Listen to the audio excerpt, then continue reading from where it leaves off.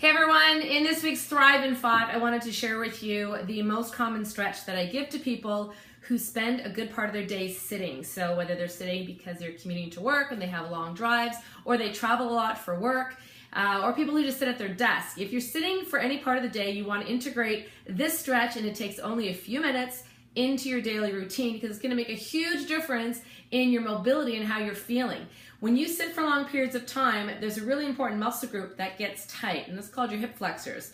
And what happens to your hip flexors is, obviously when you're sitting, you're like this. Obviously, hopefully ergonomically, your knees are at 90 degrees, you're at a good desk height. Check out the other videos on ergonomics if you need tips on that.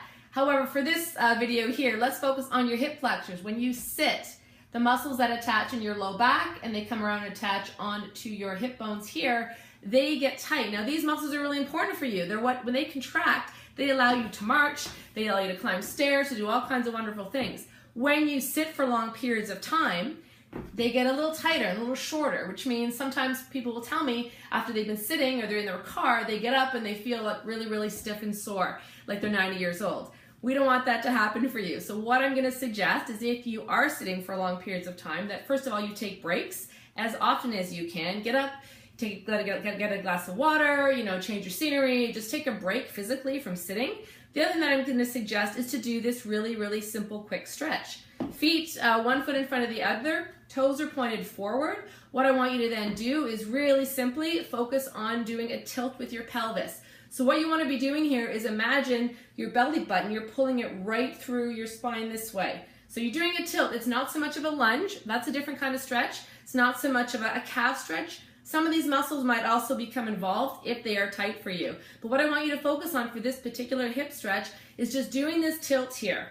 Now while you're doing this tilt, okay, now keep in mind, if your balance is not great, stand next to something, your desk, a chair, something that'll give you some support. But what I want you also to do is, on the leg that is back, I want you to take your arm up and gently push it towards the ceiling. When you do that, you're going to naturally engage the upper parts of that sitting muscle too, that hip flexor muscle.